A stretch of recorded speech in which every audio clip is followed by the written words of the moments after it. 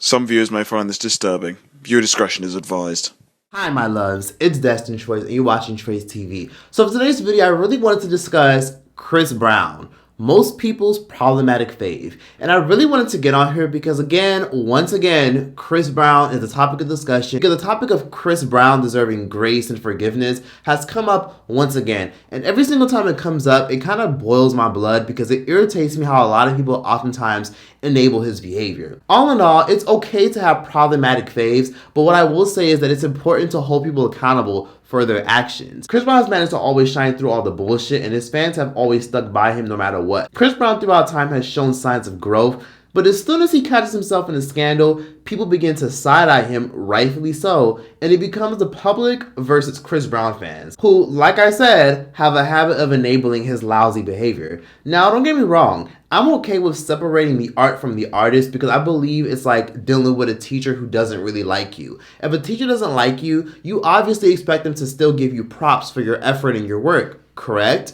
The issue with separating the art from the artist is that oftentimes a lot of people don't believe you can do that. I believe you can. I still like a lot of Chris Brown's music, but I still think he's kind of a piece of shit because of his active behavior, and he has shown me numerous times that he has a nasty ego and a very bad attitude. But of course, people oftentimes enable him and say, oh, well, we should stop punishing him. Who cares what he did to Rihanna? Technically, she hit him first. That may be very true, because people simply just don't want to feel guilty for listening to Chris Brown. Just say you're biased and you like listening to Chris Brown and keep it moving. Chris Brown has some very shitty characteristics that makes me cringe and side-eye his behavior, and I'm not blinded by his looks or his talent. I can care less about that. However, I do care about the fact that people oftentimes enable his behavior and always look past problematic behavior in spite of the shit he does. And I will say this, it's not just his fans, but it's also a lot of his peers in the entertainment industry. The fact that Chris is a part of the project. Why would they hate on him? Because of his past, right? And what about Sean Penn? They ever hate on his past in the movies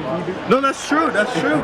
Yeah. Do you feel like he needs to be forgiven for what he did? We are humans, and everybody deserves grace. Period. Have a good day, honey. I know you too. Bye. A few days ago, Chris Brown went on a random rant expressing his disappointment with society for glorifying the rapper Blueface and his new girlfriend, Chrisean Rock, who we all know for some reason is this generation's it girl. For some reason, Chrisean is heavily glorified for beating the fuck out of people and being a violent criminal. Chrisean is literally a terrible person with problematic tendencies, and she's in a toxic relationship with rapper Blueface, and they're always being documented for doing the most problematic things. They even got their own damn reality show, which I find insane. Chris Brown took to Instagram and he decided to post the following. If y'all still hate me for a mistake I made as a 17-year-old, please kiss my whole entire ass. First of all, you were 19. I'm fucking 33. I'm so tired of y'all running with the fucking narrative. You weird ass niggas are the same ones that tune in every week to see Blueface and Chrisean beat the fuck out of each other in front of the world. But that's okay. It's entertainment. All y'all can suck my dick disrespectfully.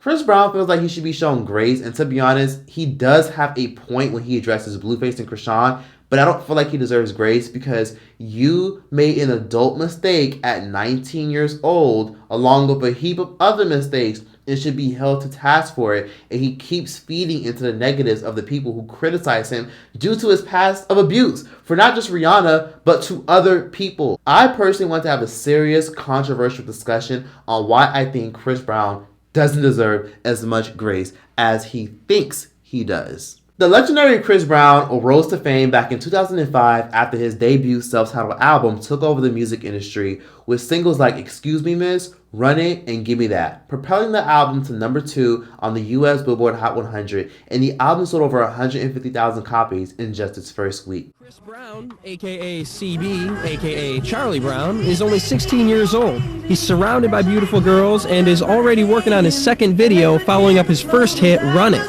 Now all this and his self-titled album Chris Brown hasn't even dropped yet.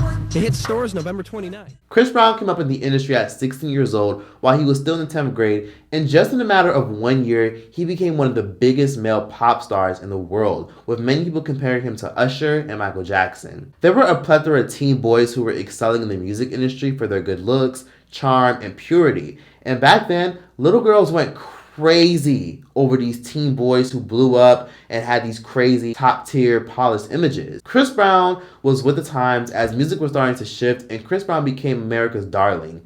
Chris Brown was in major films. He was out here opening up for Beyonce when he first came up, and anyone that grew up in that era knows how much of a big deal Chris Brown was. Almost every little girl that grew up in the early 2000s literally had a Chris Brown folder or had Chris Brown photos all over their binders. Chris Brown was just the it dude of the entire early 2000s. Like, he had that whole era in a grip. Seeing him on 106 & Park, TRL, and so many reality shows and even TV shows and guest appearances on so many young kid shows, and we hadn't seen anything this impactful since really Michael Jackson. Chris Brown went from being a freshman in high school, living a regular life in Virginia, and all of a sudden, he went from a middle-class kid growing up in a middle-class family to having millions of fans after being discovered by a New York City talent scout. It seemed like, in our eyes, he could simply do no wrong. He was adorable, sweet, charming, laid back, and just seemed like he was going to be around for a long time. Men idolized him, and young women dreamed to be with him.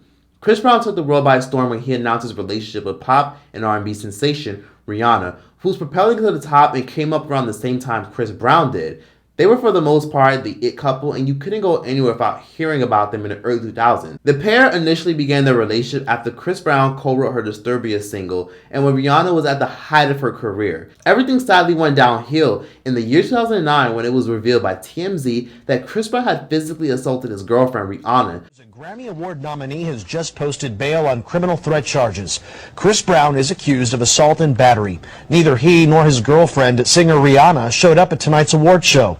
KCAL 9's Soraya Fidel live now at the Mid-Wilshire LAPD station with the breaking details. Chris Brown went from being the boy next door to quickly being the most hated and most vilified person on the planet. So much that he ended up going to jail for the assault and even went on national television apologizing for the assault because his fans were very disappointed in him, considering most of his fans are women. Chris Brown went on multiple live TV shows to express his sorrow and regret for assaulting his girlfriend. And of course, his moment of apologies became a huge moment in pop culture and became a massive laughingstock because so many people were making internet memes, parodies, and simply laughing at the fact that he apologized for beating Rihanna. Some crazy shit was being said. Maybe she was screaming in his ear some crazy female shit like, "Oh, fuck all your friends, I don't give a fuck." Maybe that's why I sell more albums than you, motherfucker. Right? To be fair, she could have just been sitting there going, "I need a tissue. Do you keep those in the glove box?" "Oh my God, I'll bring my out. I'll bring my out."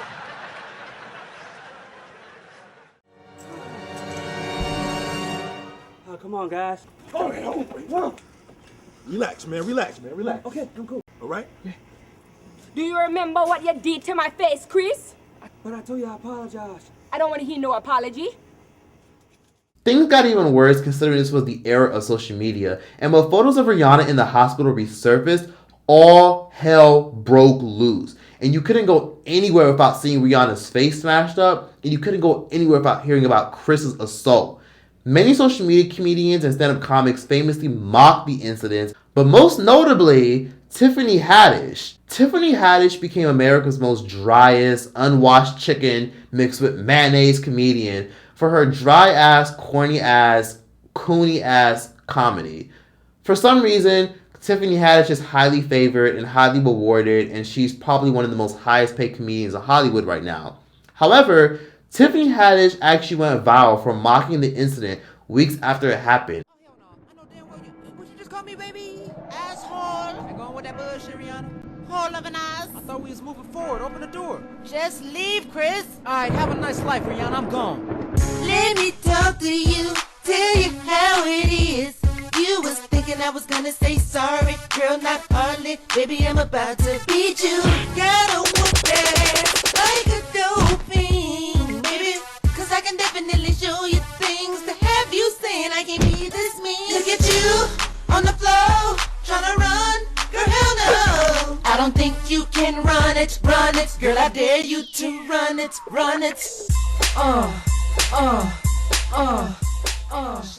But I find it very funny how a lot of clips of Tiffany Haddish being problematic has resurfaced, but not this one, considering her and Rihanna are very well acquainted. And even though I know it's just comedy, I do find it kind of weird how her and Rihanna are very well acquainted. And it's a matter of time before this clip resurfaces, because we all know Tiffany Haddish has a lot of problematic videos that have resurfaced throughout the years. But that's another video for another day. And Chris has made it clear throughout the years that Rihanna did swing on him first. But considering how biased the judicial system is against men and women inflicting violence on one another, Chris got most of the flack because he did do most of the damage and he basically beat Rihanna's ass like a bongo drum. No matter where you were and what Chris did, people couldn't seem to let it go for years down the line. But his fans still stuck by him. Chris released his successful album that same year he pled guilty for beating Rihanna's ass like a bongo drum, and he released his 2009 album, Graffiti. And automatically, people assumed it was about Rihanna. For some reason, you just couldn't stop hearing about the two of them. For some reason, they just automatically became attached to each other, even though they were broken up and all done with. Chris was rightfully charged with felony assault and making criminal threats on March 5th, and he pleaded guilty to a felony on June 22nd of that year and accepted a plea deal of community labor, 5 years of probation, and domestic violence counseling. Many media outlets even reported how Chris Brown was banned from multiple countries due to him beating Rihanna's ass like a bongo drum. Australia famously denied Chris Brown's work visa when he tried to enter the country for a booked event. So Chris Brown was heavily condemned. And to be honest, many people oftentimes argue that this was racially motivated because, as we all know, if a black man does something that's ridiculously problematic, a lot of times the world will rightfully so hold him accountable. But when their white counterparts do it, it's usually seen as a slap on the wrist and no one really cares as much unless it's super duper viral. More photos of the damage that Chris Brown did to Rihanna started to resurface, and every damn celebrity and their mom a whole year later was asked to give their opinion. Hollywood is buzzing about the release of the latest photos of a beaten and battered Rihanna after her altercation with Chris Brown 2 years ago. At the Essence Women in Hollywood luncheon, the reaction was mixed. Wow. I mean, on the one hand, Chris has gone through, done everything that the courts asked him to do. Rihanna has talked about it. This is really, again, as someone who's been on the receiving end, of violence against women, it's really up to the person, the survivor, to dictate how the situation plays out. It kind of shocks me all over again. So seeing that picture just reminds me, oh my gosh, how strong we have to be as women and how strong we have to be as a community to support each other, the good and the bad. So I think it's important to do that. I think that there is no excuse for violence, period. I saw those pictures earlier this morning. I think it's BS. It's like, let's move on. She's moved on, he's moved on, let's all move on. Well, my mom was a victim of domestic violence growing up, so I don't agree with domestic violence. I feel that maybe for her, it's like, I don't think people should be still putting the pictures up. It's gone to rest. They should let it heal and let the process go on. It's not fair to anybody involved in that situation to keep bringing it up. No one wants to remember that. Rihanna has moved on, Chris has moved on, and I think we all should just move on. And basically, if you hear about abuse, tell it. Talk to your friends about it. That's the only thing we can do. We're all human. We all make mistakes. We all have growing pains. I think, to be honest with you, everybody's looking at Rihanna as the victim. I think both of them are. I think that Chris Brown is a victim as well. I mean, to be able to experience this in the media, that alone it's horrible. In spite of losing major endorsement deals and a lot of the media dragging Chris Brown any chance they got, a lot of his peers still had sympathy and empathy for him. But why exactly? Let's be honest for a second. When you're attractive and talented, people are oftentimes blinded by your glory that they can never hold you accountable for it. I like to use someone like R. Kelly, for example. When R. Kelly was doing all these messed up things in the late 90s, and he was also doing things such as marrying Aaliyah and taking his dick out and pissing on women, a lot of times, a lot of celebrities actually defended him back in the day. And let's be real for a second. Why did a lot of people defend R. Kelly? Why did not only his fans stood by him, but why did a big portion of the music industry still stand by R. Kelly? The truth is this. Just like Chris Brown, R. Kelly benefited from pretty privilege. R. Kelly is a very good-looking man. Well, I mean, now he look a little rough. He look a little rough around the edges. He look beat the fuck up. He look like a damn bulldog. He look a little crazy. But R. Kelly was a very good-looking man, and he could fucking sing his ass off. Like... Girl, you're in the kitchen cooking me a meal. Something makes me wanna come in there and get a feel. Walk around in your t-shirt, on, strutting past, switching that, while I'm on the phone, cutting up tomatoes, fruits and vegetables and potatoes.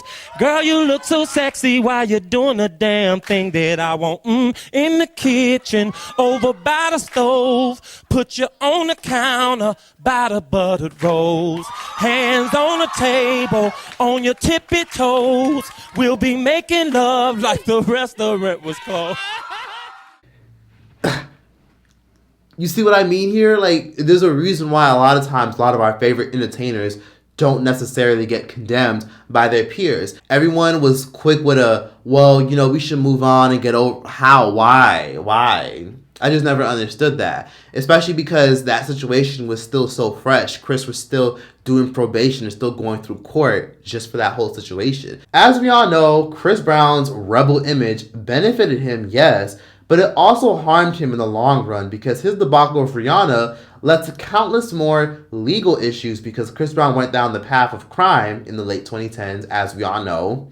He dealt with a massive amount of drug addiction, temper tantrums, and public disputes with anyone that even questioned his character. Deal to me now as far as that situation. I think I'm past that in my life, and I think today is the album day, so that's what I'm focused on. So everybody go get that album. Have you been able to? How have you been able to? I've been focusing on his album, I think this album is what, I want people to hear and want people to really get into. So definitely this album is what I want them to talk about, and not that stuff that happened 2 years ago. A window in Brown's dressing room was smashed, and that caused shattered glass to fall onto the street below in Times Square. Brown then reportedly blew off his next scheduled performance at ABC, ripped off his shirt, and left the building. Rihanna has made it clear that she has forgiven Chris Brown, yes, and she has moved on, and she has sealed that chapter in her life, and she's over it. Right now, Rihanna has 2 children, and she's basically happily dating A$AP Rocky, and she's running her billion-dollar empire, so she's obviously unbothered and doing her thing. But getting off of that topic, is Chris Brown really worthy of sympathy? Let's move on to a different subject. For example, did we forget about the whole colorism debacle that has persistently occurred throughout the years of Chris Brown allegedly being accused of not letting women to a section, and he's allegedly said that he doesn't want dark girls in his section? Back in 2019, Chris Brown released an album that nobody listened to, and he released a single that nobody remembers. And back in 2019, Chris Brown said in one of his new singles that he only likes the black bitches with the nice hair. And of course, that did stir some controversy, and people took that to heart, especially his main fan base, who is usually black women. Now, initially, it was dusted off, but the blogs reported on it and all the backlash she got on Twitter, and a famous influencer by the name of Tokyo Vanity, who's known for being on Love and Hip Hop and being a rapper, also commented under the blog post saying that this is nothing new and that he's known for not letting black women into his section. So this basically society shouldn't even be surprised that he said that. Instead of apologizing and taking ownership or just ignoring the backlash, Chris Brown went on a massive rant, blasting Tokyo Vanity, calling her ugly, and making fun of the way she looks, to which she then later responded. Okay, all that talking about, can you take me out and all that, like, bitch, that shit not funny. Second of all, bitch, I'm not even your type, bitch. You into things of, lighter complexion, coke, heroin, Molly, acid, embalming fluid, cigarettes. I'm just saying, Puerto Rican women, white women, Asian women, and that's all fine because that's your preference and we are entitled to a preference. Bitch, all I'm doing is calling it like I see it. When we was in the club in Miami and when we was in the club in LA, bitch, in your section, your rules was no darkies. You wouldn't let my homegirl in LA, but you let all her friends in. And in Miami, you wouldn't let my other homegirl in, but you let all her friends in. But y'all was talking about no dark-skinned women. All I'm saying is like a gangster, how you feel, stand on that shit. Because me, however I feel about anything, I'ma stand on it 10 toes. And of course, Chris Brown responded to the backlash, calling people dummies, and he posted a screenshot of his song with Sean Paul titled Brown Skin Girls, basically making it clear that he's paid homage to dark-skinned women before. And then it led to Chris Brown going back and forth in his comment section by saying things such as, weird ass angry people, sincerely from the bottom of my balls, I don't give a fuck about y'all negative booty face ass bitches. I'm gonna start giving away free lace fronts for all you weird females with the skid row edges and low self-esteem. Aside from that, hop off these nuts. Okay, challenge. For all the angry uglies that's mad at what I said, post a picture of what you look like. Please. I'm begging you. So we can end this shit once and for all. Ooh, y'all ain't sending no pictures in. Ooh. Feel dumb, don't you? And the issue hasn't stopped. It allegedly still continues. I was 26 years old, standing in line at a very exclusive Los Angeles club. I live in Los Angeles, and I was with two light-skinned girls and one white girl. And we're walking into the club, and a very famous R&B singer, walked up to me and looked at my girl, said, "You can get in, but no darkies." I kept walking because I was like, huh? He's like, "I said no darkies," and I was literally escorted off the property. Let's just say in that particular day, my dating preferences completely changed. We were supposed to go and see Chris Brown. We got there was thousands of girls lining up there, like thousands of girls, and they're not getting in. And we were supposed to be on the VIP guest list.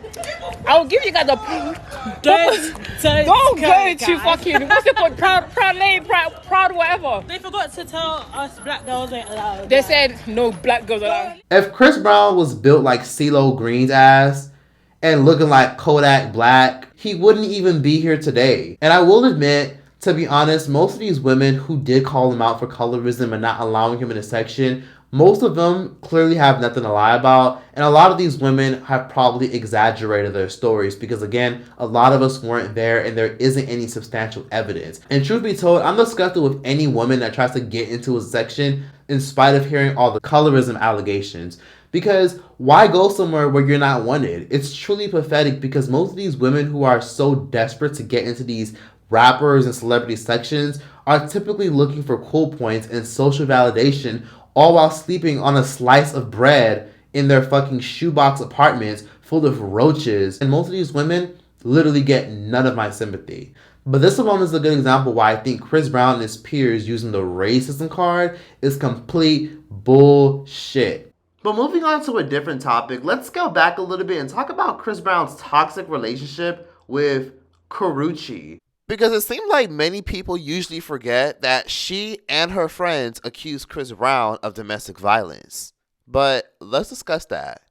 In early 2014, Chris Brown became a huge topic of discussion due to his first ever public and highly publicized relationship after Rihanna. And that's when we were introduced to Karrueche Tran to the mainstream world. The two had previously dated in the past back in 2011, and there is photos and videos of them being out together, but they were pretty much on and off due to Chris Brown's personal life, his career, and all the backlash she had previously received considering she started dating Chris Brown after the whole Rihanna debacle. But once he announced Karrueche as his official girlfriend in 2014 and they rekindled after taking a break for several years, all hell broke loose.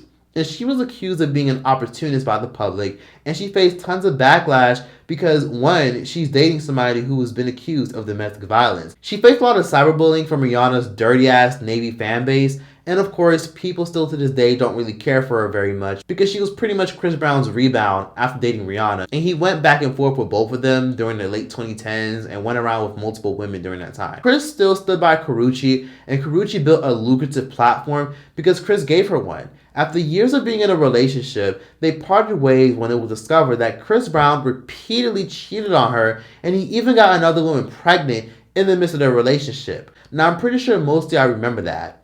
Granted, that's none of our business that he went around cheating on her and he got another woman pregnant. But did people just forget about the fact that Chris Brown was allegedly abusive towards Karrueche? Did we just forget about the fact that she came out and said that Chris Brown was severely abusive and allegedly physically assaulted her? Did we just automatically forget that? See, this is why a lot of times I side-eye anyone that says that we should just move on and let it go when it comes to Chris Brown's problematic past. Although Chris Brown and Karrueche separated because of his unfaithful ways and him swinging back from Rihanna to Karrueche throughout the years, Chris announced to the world in 2014 that he and Karrueche would be going their separate ways, and even made it clear during a performance that he was single and ready to mingle. How many single ladies we got in here tonight? I'm single too.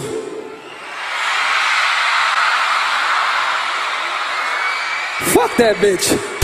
Let's do it. But back in the spring of 2015, multiple reports indicated that Chris Brown followed his ex-girlfriend Karrueche Tran and began stalking and harassing her after she persistently kept trying to ignore him and close that chapter in her life. Which is weird because Chris Brown made it very clear that he was calling it quits and moving on. Things escalated when Karrueche went out with her friend to a Los Angeles nightclub called Playhouse, and Chris Brown randomly and purposely booked a table alongside hers just so he can harass her because she kept ignoring his calls and messages.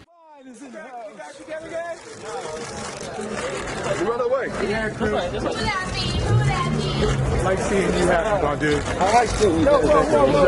Back up, Mike G. All right, it's all good, homie. Whose car is this? Are you for Karrueche? Yeah. Back up, back up, back up. All right, bro. No problem. All right, Crip. You guys back or what?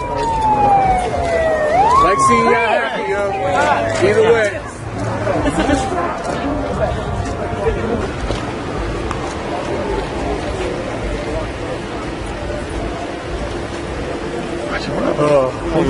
We are coming.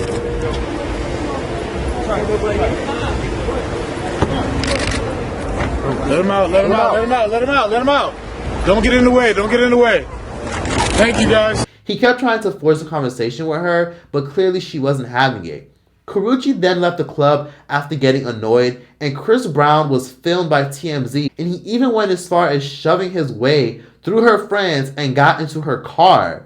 Allegedly, a shouting match did ensue, which prompted Karrueche to drop Chris Brown off at a friend's house, and she continued on her way going back home. It was alleged that Chris Brown showed up to her home literally hours later at 3 a.m., demanding that Karrueche speak to him, and Karrueche refused, obviously, and later went to a diner to enjoy breakfast. Chris, of course, followed her to that diner and refused to leave her alone while she tried to enjoy her meal.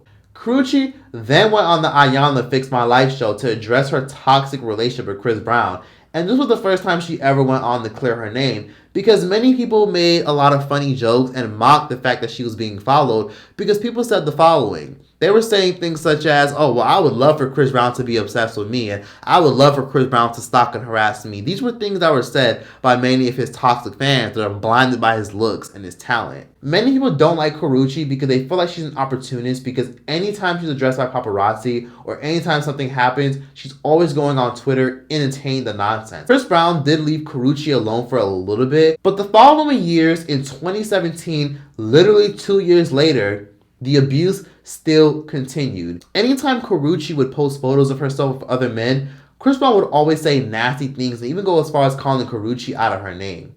Like when she posted a selfie of her in a bikini, he literally commented, "Thirst Trap 101, smiley face, continue to be a lady beautiful, you are perfect, don't let the thought form from anger." And the blogs antagonized it even more. When the rapper The Game randomly followed Karrueche, the Shade Room decided to repost it right along with other blogs, and Chris Brown had the nerve to comment, "Someone must have something they need to promote. It's sad that people need gimmicks to maintain fame. All pub is good pub, I guess." Then that same year in 2017, Soulja Boy called out Chris Brown by saying, "Chris Brown just called me and said he want to fight me because I liked Karrueche's picture on Instagram.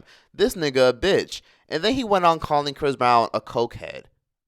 Then Karrueche finally went public with her boyfriend, Victor Cruz, and out of nowhere, Chris Brown decided to go to Victor Cruz's Instagram, not Karrueche's, but Karrueche's boyfriend's Instagram, and he decided to troll Victor Cruz by saying that Victor Cruz needs to get a stylist and she needs to upgrade because Victor Cruz definitely isn't an upgrade compared to who he is.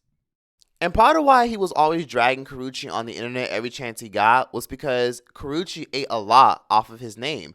On top of that, there was also a point where Chris Brown even decided to go crazy on Instagram because he hated the fact that Karrueche's name was always intertwined with his in the media. Anytime Karrueche did an interview, his name would always get brought up, and it infuriated him. Which is ironic because Chris Brown made it clear when he started dating Karrueche that he's the one that actually wanted to help put her on. And this is what I call love bombing. A narcissistic person that you date who counts favors and throws it in your face all in the end. I wish it could be better because of, obvious reasons. But, I think it's better to see her happy and, successful in what she does. And I think hopefully her being able to experience everything she's experienced with me over the years and get, just even exposure. Because at the end of the day, it's not for her to be put on or become famous. But I like taking care of the people that I can say I love. So then the plot thickens. In Karrueche's 2017 year, when things got more hectic and more popping for her career, she ended up taking on Jacob York as her manager, and Chris Brown was not happy about that at all. This was a big deal for Karrueche because Jacob York only manages the most massive stars in the world. So Chris Brown took to social media and he put this under Karrueche's post saying, "Okay, Miss Tran, I wish you the most successful career ever, but I promise you this, once this talent you have starts to simmer, so will everyone else including Jacob. All your famous friends you know? How? Okay, so to end this petty game that's going to allow you to book more club appearances and movies that go straight to DVD, I'll leave you this." And he left her a heart. He basically responded to her after she basically told him on Twitter and on Instagram to get a life and focus on his daughter. Then in early February of 2017, things got a little fucked up. Chris Brown posted a clip of him making it clear that if the woman he loves doesn't love him back, then he's going to make her life a living hell. Ladies, y'all ever dealt with a nigga that just be like blowing y'all shit up, hopping gates, stalking the fuck out you, getting on your nerves? Well, shit. I'm one of them niggas. If I love you, bitch, ain't nobody gonna have you. Fuck that. I'm tearing up everything, nigga. If I love you, bitch, ain't nobody gonna have you. I'm gonna make you miserable. I'm gonna chase that nigga out. I'm gonna chase your ass around. Following that creepy sentiment, Chris Brown was served in Houston, Texas after an event with a permanent restraining order issued by Karrueche because Karrueche finally decided to stop protecting him, and Karrueche decided to go to law enforcement to make it very clear that she didn't feel safe around him. In court documents filed by Karrueche, she claimed that Chris Brown punched her in her stomach twice and even pushed her down the stairs during past incidents and even threatened to kill her earlier in that same month and even said to multiple people that he was going to kill her. The police report written by Karrueche that was later leaked to the media states, "Around the second week of February, he told me and a few people that he was going to kill me. And he said if he can't have me, then no one else can have me." Karrueche also made it very clear that Chris even got very, very specific in his threats, reportedly alleging in the legal filing that Chris Brown threatened to shoot her. She also stated that Chris allegedly also beat her, and Chris even went as far as throwing a drink on one of her friends after one of her friends tried to stand up to him. As you can see in documents obtained by Straight From The A, she made it very clear on the dotted line that he, quote-unquote, punched me twice and punched me downstairs. Chris Brown made it his business to go to Instagram to address the restraining order and address the heinous allegations because, again, this was another allegation by another woman he was very close with who made it clear that she was physically assaulted by Chris Brown. So you already know Chris Brown had to address this. Chris Brown said a lot and got a lot off his chest, but he basically said that people are trying to open up old wounds and he won't allow it. And he also said if anything, he needs a restraining order against Karrueche and her abusive manager who has been harassing him ever since he's been representing Karrueche. So all in all, Chris Brown denied it and his fans believed him. On top of that, Karrueche realistically had no evidence other than text messages revealing that he was truly going to kill her, which for some reason to his fans wasn't really enough. Because again, there was no evidence of her being physically assaulted. Karrueche was later granted her restraining order, and Chris Brown was ordered to be nowhere inside of Karrueche. Again, Karrueche did get her restraining order because she did have private text messages of Chris Brown threatening her life. She just didn't have evidence of him physically assaulting her. However, one of Karrueche's friends in Los Angeles did confirm her story. The singer and songwriter K. Cola did allege this on Twitter. I used to cry over that situation, hearing her screaming at the top of her lungs because I am also a victim of domestic violence. Some of y'all just make me sick to my stomach talking about Karrueche's line. I've heard him beating her myself. I even called the police. And there are situations as of now where women have been known to lie on Chris Brown and also make horrible accusations and automatically and mysteriously disappear, drop the charges, or they're usually found out to be heinous liars who do this to other celebrities. Chris Brown even gave the media hell last year when he went on his Instagram story going on a crazy rant like he usually does, when it was revealed that one of his so-called victims actually lied on him. And he even followed that up with a statement on how he feels like the media should channel all this energy into his art and not his bad boy image. But I mean, can you really blame him though? Chris Brown isn't really known for being the most upstanding citizen, and if people are questioning your character at every blockade, you have to at a certain point, look in the mirror. But at a certain point, we have to kind of hold him accountable for all the problematic energy that he has put out in the past. Roughly around 4 months ago, Chris Brown and his fans dragged the AMAs after he publicly announced and made it very clear Chris Brown was initially booked by the AMAs to do a tribute to Michael Jackson roughly around 5 to 6 months ago, and he was booked alongside Ciara. This would have been a big deal for both of them because MJ is a huge inspiration for Chris Brown and Ciara. Sadly, the opportunity was swept away from Chris Brown days prior to the show. But it has been speculated that both artists have problematic images, and that's the alleged reason why it was canceled. Allegedly. But things really got a little bit weird when Chris Brown decided not to show up to the AMAs because he was nominated and even won an award, and Kelly Rowland had to silence an oddly booing crowd. Chris Brown is not here tonight, so I'm accepting this award on his behalf. Excuse me, chill out. But I want to tell Chris, thank you so much for making great R&B music. And I want to tell him, thank you for being an incredible performer. I'll take this award, bring it to you. I love you. Congratulations. And congratulations to all the... But of course, I gotta talk about the recent stuff that happened that made me really want to do this video. Now, recently, Chris Brown took to his story to post a lot of the most popular and prominent white entertainers who have done horrific things in terms of domestic violence, rape, and pedophilia. But yet, none of them are ever condemned or held accountable to the same extent that Chris Brown is.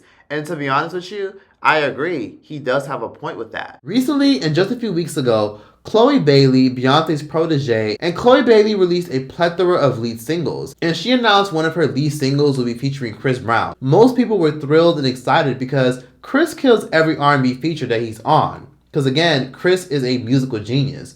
But there were a few token people who went as far as condemning Chloe for working with Chris Brown due to his past of disrespecting black women. And most notably, one of the people who called him out who went viral for it was former member of 3LW and former Cheetah Girl, Keely Williams. Keely Williams tweeted the following. Quoting Chloe's tweet, she tweeted, "Let him come out with his own record, so genius, so captivating that it makes us all forget he beats women. He can't, so he won't. So what does he do? He slowly cues back into the mainstream by getting small nods for features of black women's merit. Black women who are more talented, more worthy, but give him the okay. I'm swatting the fucking air right now. Garbage." To which Chris Brown was not having it after this went viral, and he went on a massive rant and a massive cyberbullying parade, dragging Keely, calling her ugly, calling her untalented, and going in on her and saying that she's just mad because her career hasn't gone anywhere. So, yeah. Don't get me wrong, I get why Chris Brown did that, because if you're going to put out a certain energy, you better be ready for that to come back to you times 3.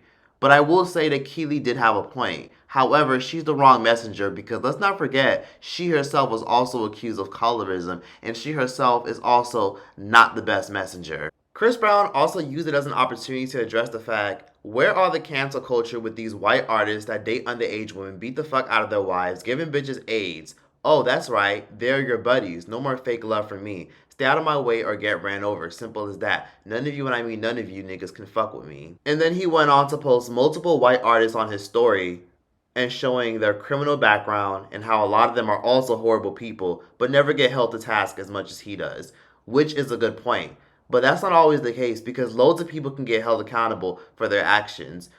I get the notion of being black, and oftentimes people try to hold you accountable because the media can be racist. But let's also address the fact that there are tons of people who have also beat their wives or have also been accused of assault, and they're all black. Let's address Mike Tyson, who's been accused of domestic violence, Gary Dordan, Terrence Howard, John Singleton. Multiple people who have been accused of assault, like Fabulous. But yet, for some reason, you're always bought up into the media. It has nothing to do just because you're talented and you're black. A lot of it has to do with the fact that you have a nasty attitude and you have done problematic things throughout the years. People have a reason to interrogate and condemn your character. And are these black people that are calling you out for being problematic also racist?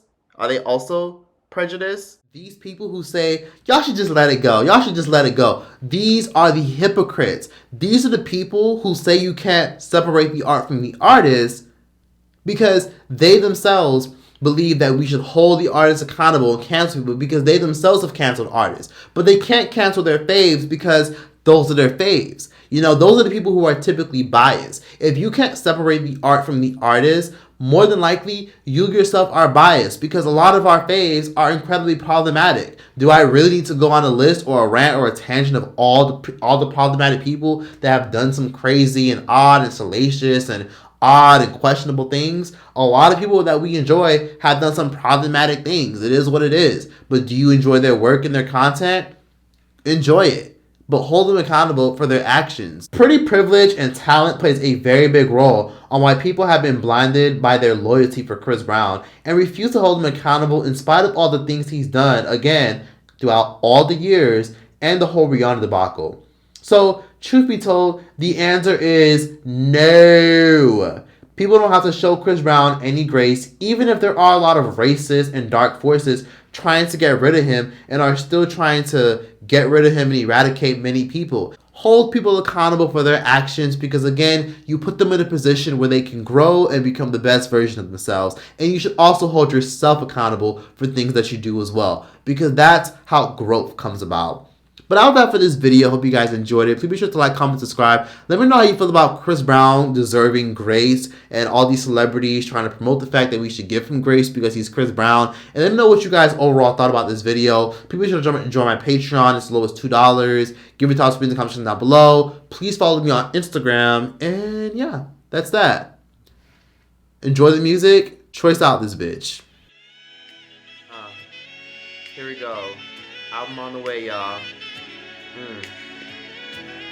I hope life treats you kind, and I hope you have all you dreamed of, and I'm wishing you joy and happiness. But above all this, I wish you love.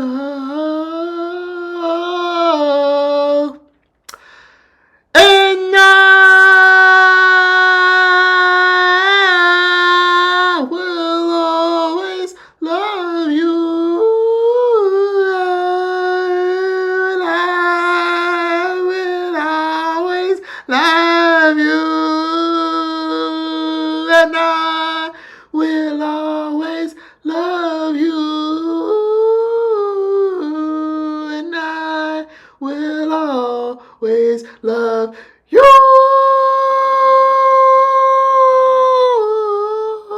I will always love you. I will always love you.